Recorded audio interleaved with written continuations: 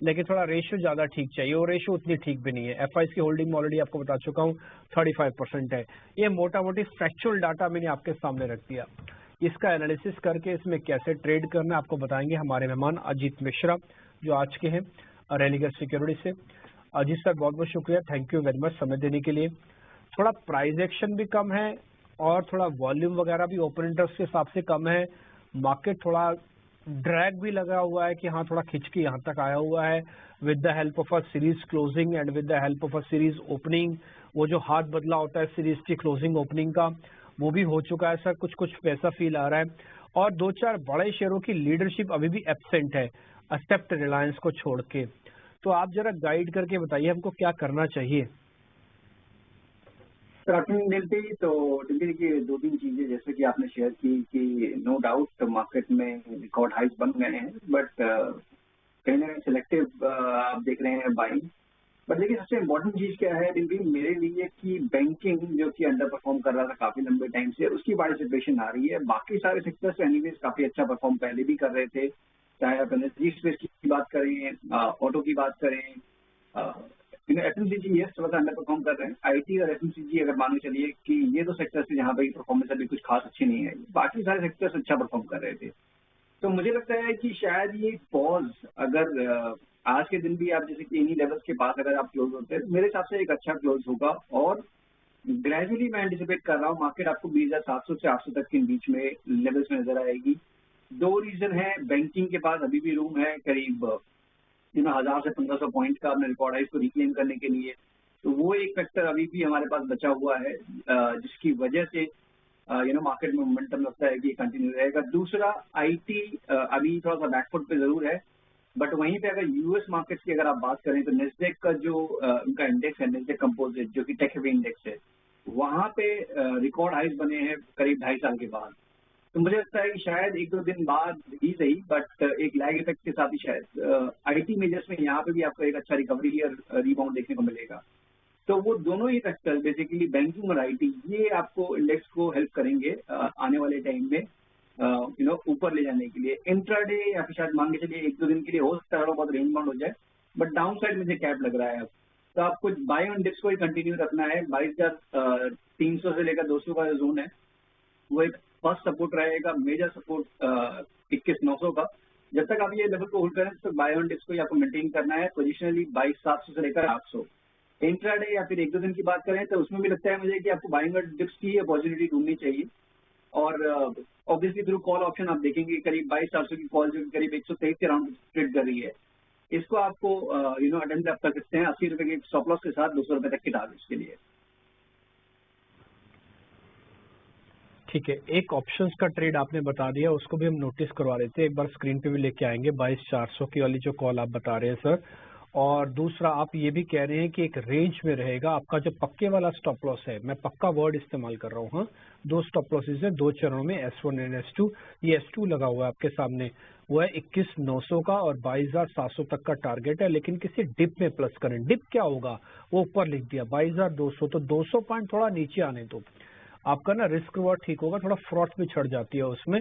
और आपने कई बार ये मार्केट को देखा है कि ये बाइंग ऑन डिप्स में ज्यादा अच्छा प्ले करता है और ज्यादा पैसे बनते हैं, बजाय मार्केट को थोड़ा हम अपने हिसाब से कैलकुलेट करना शुरू करें तो। अच्छा सर, जो आप 22,400 वाली कॉल कह रहे थे, एक बार उसका रेट सामने का बता दो, स्टॉप लॉस और टारगेट भी बता दो, वो भी लिख देते हैं फिर हम। बिल्कुल, ये करीब 121 के पास ट्रेड करिए डिम्पी, और मुझे लगता है कि ज्यादा बड़ा स्टॉप नहीं, कंसिडरिंग कि हो सकता है सेकंड हाफ में दोबारा से आपको एक बैंकिंग में एक अच्छी मूव देखने को मिल जाए। और दूसरे भी जैसे कि इंडेक्स में जैसे रिलायंस से परफॉर्म कर रहे हैं, तो 120 के पास से ट्रेड कर रहा है, 80 रुपए का स्टॉप लॉस रखिए 200 रुपए तक के टारगेट्स के लिए। ठीक है, 200 रुपए तक का टारगेट है, 80 रुपए का एक स्टॉप लॉस है, 120 के आसपास से ट्रेड कर रही है, 22,400 वाली कॉल है। ये हमने आपके सामने लगा भी दी है 7 मार्च की, आज है 4 मार्च, 3 दिन आपके पास बचे हुए हैं। लेवल्स वगैरह लिख दिए, फोटो खींच लीजिए, लिख लीजिए जैसे आपको ठीक लगे। इंडेक्स का व्यू यानी कि निफ्टी का व्यू मिल गया, उसके ऑप्शंस का ट्रेड मिल गया।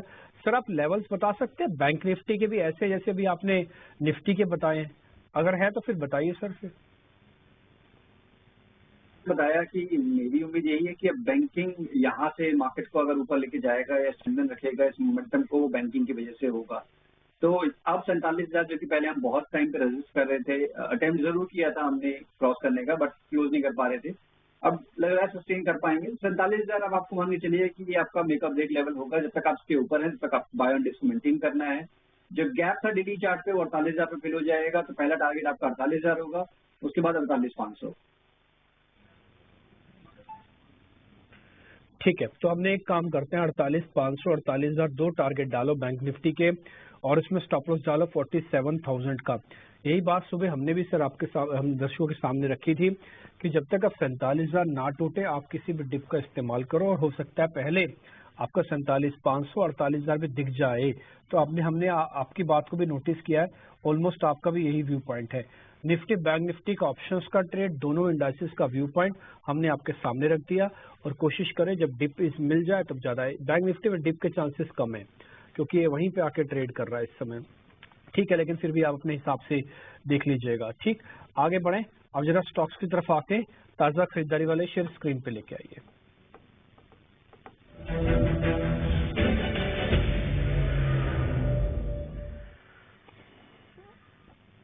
सर दो शेयर हमारे पास हैं। पहला हमने निकाला हुआ है जाइडस लाइफ साइंसेस, 3% ऊपर है। दूसरा, आज गैस वाले स्टॉक्स काफी इंटरेस्टिंग है। आज एक्चुअली इसकी ना पूरी ब्रैकेट चल रही है, आईजीएल, एमजीएल, गेल, ये सभी चल रहे हैं। और आज ये ना सुबह से हमको लग रहा था, हमने कई बार बोला ऑन एयर भी, इन दोनों शेयर्स के ऊपर चेक कर लो सर, आईजीएल पे और दूसरा जाइडस लाइफ पे। डिम्पी, इनफैक्ट फार्मा काउंटर्स में भी काफी सिलेक्टिव पार्टिसिपेशन, अच्छे पार्टिसिपेशन आज के सेशन में देखने को मिल रही है। जाइडस लाइफ का एक अच्छी चीज ये है कि मोमेंटम में स्टॉक अभी हाल फिलहाल में एक अच्छा कंसोलिडेशन भी देखा था। स्टॉक ने करीब 4-5 दिन तक एक नैरो रेंज में रहा, बट उस केस में प्राइस डिटरेशन कुछ खास देखने को नहीं मिला। That show the strength. और आज इस तरीके से रिकवरी हुई है, स्टॉक ने अपने रिकॉर्ड हाई को रिक्लेम किया है। डेफिनेटली यहाँ पे पोटेंशियल बनता है कि आपको ये पॉजिटिव टोन कंटिन्यू होता नजर आएगा। और बट क्योंकि थोड़ा सा हाई बीटा काउंटर है, तो स्टॉप लॉसेस थोड़े से इसके डीप होंगे। मेरे हिसाब से यहाँ पे आपको 430-32 के बीच के लेवल के स्टॉप रखने चाहिए। और पोजिशनरी करीब 980 से लेकर 990 का जोन, ये मुझे लगता है कि आपको टारगेट एरिया की तरह है। तो रिस्क रिवॉर्ड अभी भी फेवरेबल है, बट हाँ हाई बीटा काउंटर है, उसके हिसाब से पोजिशन को अलाइन करिएगा। आईजीएल, एमजीएल डेफिनेटली यहाँ पे अच्छा ट्रैक्शन देखने को मिला। थोड़ा बहुत प्रॉफिट टेकिंग है आईजीएल में, बट मुझे लगता है कि ये नॉर्मल है, कंसिडरिंग कि एक वीकली पे अगर आप ट्रेंड लाइन ड्रॉ करेंगे तो उसके अपर बैंड के पास टेस्ट करने के बाद एक पॉज ले रहा है। बट मुझे लगता है टोन पॉजिटिव रहेगी जिस तरीके से प्राइस एक्शन और वॉल्यूम इंडिकेट कर रहा है। तो यहाँ पर भी बाई की रिकमेंडेशन होगी। 435 मेरे हिसाब से आपका स्टॉप होना चाहिए, और पोजिशनरी करीब 465-470 तक के टारगेट के लिए इसको भी आप लॉन्ग कर सकते हैं। ठीक है, दोनों स्टॉक्स पे आपको रिकमेंडेशन मिल चुके हैं, दोनों के लेवल्स आपके स्क्रीन पर आ जाएंगे। एक दोनों ही सेक्टर, देखो सेक्टर पकड़ो, सेक्टर के अंदर फिर शेयर पकड़ो, ये फिर आपके ना चांसेस कम हैं गलत होने के। कई बार क्या होता है, हमने सेक्टर ही गलत पकड़ लिया, अच्छा सेक्टर का आउट परफॉर्मेंस पकड़ा तो, लेकिन उसकी प्रोबेबिलिटी इतनी हाई होनी चाहिए कि अपने सेक्टर को पीछे धकेल के फेंक दे और सुपरस्टार बन के सामने निकल आए, अकेला शेयर ही, वो रेयर मिलता है कभी कभी आपको। तो तरीका यही होगा कि पहले सेक्टर ढूंढो, सेक्टर के अंदर फिर शेयर्स ढूंढो। तो सेक्टर के अंदर ढूंढा, आज फार्मा और आईजीएल गैस का हो गया, तो इन दोनों सेक्टर्स का आज मोमेंटम भी है, दोनों शेयर्स आपकी स्क्रीन पर भी हैं।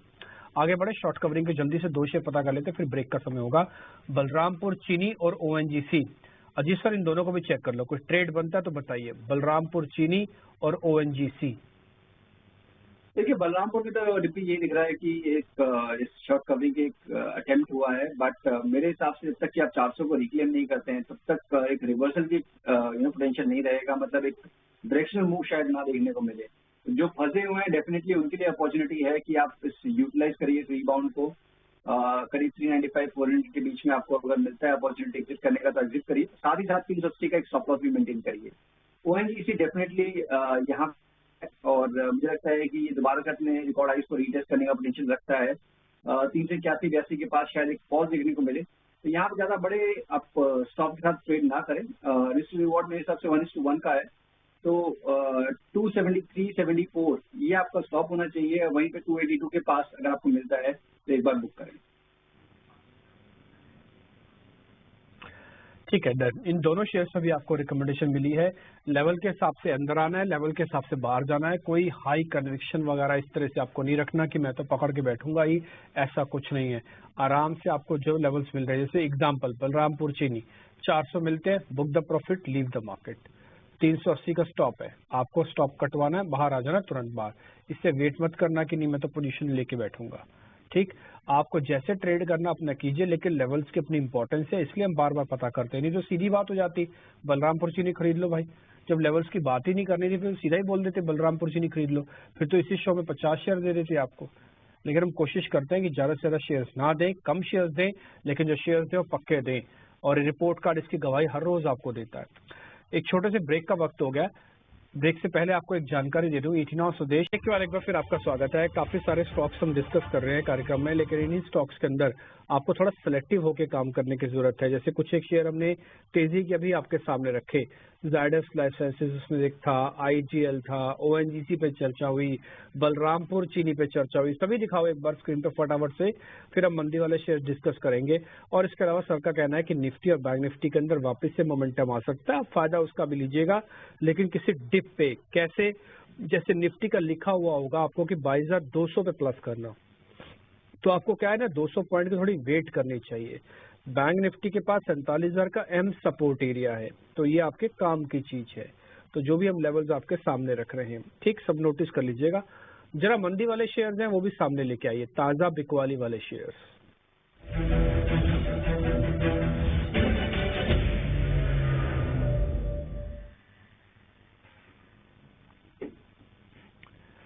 तो आज जिनमें शॉर्ट्स बन रहे हैं वो है आइशर मोटर का शेयर करीब 1.5% नीचे, और दूसरा अपोलो टायर्स, सो कोल्ड, ये दोनों ही ऑटो सेगमेंट से ही है। एक ऑटो का थोड़ा एंसिलरी है अपोलो टायर्स, और दूसरा आइशर मोटर है। अजीत सर जरा चेक कर लो, ये प्रॉफिट बुकिंग का ही पार्ट है मेरे को लग रहा है, क्योंकि ऑटो स्टॉक्स का रोल ओवर डाटा वगैरह तो सब कुछ ठीक ही था, ऐसा कुछ खास तो दिखा नहीं खराब। बिल्कुल डिम्पी, देखिए मुझे भी यही लगता है कि थोड़ा सा अंडर परफॉर्मेंस बीच बीच में हो रही है कुछ काउंटर्स में, ऑटो स्पेस में, और वही आइशर में बेसिकली नजर आ रही है कि हायर लेवल पे ब्रेकआउट का अटेम्प्ट था करीब 4,000 पे, जिसको इसने अभी फेल किया है। दोबारा से आप लोअर बैंड के पास आ गए हैं। मुझे लगता है कि शायद अंडर परफॉर्मेंस हो सकती है, बट क्या ये एक शॉर्टिंग कैंडिडेट है? तो डाउन साइड मुझे लगता है तो कैप ही रहेगा। तो उस हिसाब से अगर आपको वेट करना है या फिर एक शॉर्ट पोजीशन के लिए आप देखना है, तो 3750 के नीचे जाता है, तब वहां पे आपको करीब दोबारा से लॉन्ग टर्म एवरेजेस को रिटेस्ट करने का पोटेंशियल बनेगा। अदरवाइज ये आपको दोबारा से एक रिबाउंड दिखा सकता है। तो for time being it's an avoid. 50 के नीचे आप देखिएगा शॉर्ट के लिए। अपोलो टायर्स में इनफैक्ट जो डिप आया था वो बाइंग अपॉर्चुनिटी थी, कॉज आप देख रहे हैं कि बाय दी सेशन नाउ अब ऑलमोस्ट फ्लैट पे आ गया है। तो मुझे लगता है कि जब तक कि आप 521 के लेवल्स को होल्ड कर रहे हैं, तब तक इसमें बाय ऑन डिप्स आप मेंटेन कर सकते हैं, ग्रेजुअली सही, बट 545 556 के लेवल्स आपको देखने को मिल सकता है। तो इसमें बाय ऑन डिप्स मेंटेन देखिए, जब तक कि 520 होल्ड कर रहा है। ठीक है, तो दोनों लेवल्स, दोनों स्टॉक्स पे इनफैक्ट आपको रिकमेंडेशन भी है कैसे कैसे ट्रेड करना है। जहां जहां पे सौदा बन रहा है ना, उसके हम प्लेट छाप रहे हैं, स्टॉप लॉस और टारगेट।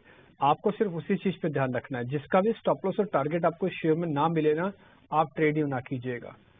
ये क्लियर है, बहुत बहुत क्लियर है, क्योंकि हम नहीं चाहते कि आप ज्यादा ट्रेड लो, लेकिन जो ट्रेड लो वो काफी पक्के और काफी अच्छे होने चाहिए। बाय और सेल इसलिए रखते हैं ताकि थोड़ा हैज हो जाए, थोड़ा आइडिया लग जाए और मार्केट का ज्यादा से ज्यादा कवरेज कर पाए, इसलिए बाय और सेल दोनों रखते हैं। नहीं तो पूछने को खाली बाय शेयर्स ही पूछ सकते थे। ठीक, तो शो को कुछ इस तरह से डिजाइन किया कि सबको मौका मिल पाए और सारी क्लैरिटी हम आपके सामने रख पाए। हमने जो पता करने थे अपने शेयर्स वो पता कर लिए। एक काम करते हैं, अजीत सर से जरा उनके शेयर्स, उनकी ट्रेडिंग कॉल्स पता कर लेते हैं। समय बचेगा तो फिर अनवाइंडिंग के भी 2 शेयर हैं, वो भी मैं आइडिया ले लूंगा उनका भी। पहले अजीत सर आपके ट्रेड्स। बिल्कुल डिम्पी, देखिए जिस तरीके से मार्केट का टोन है, फोकस वही पे होना चाहिए जहाँ मोमेंटम है, और दोनों ही नाम जहाँ पे कि अच्छा मोमेंटम देखने को मिल रहा है। पहला नाम डिफेंस रिलेटेड काउंटर बीईएल का, एक काफी नैरो रेंज में ट्रेड कर रहा था पिछले करीब 4-5 सेशन में, और आज काफी स्ट्रॉन्ग वॉल्यूम के साथ ब्रेकआउट देखने को मिला है। एक बहुत छोटा स्टॉप लॉस करीब 208 के स्टॉप लॉस के साथ 218 तक के टारगेट्स के लिए बीईएल को आप लॉन्ग कर सकते हैं।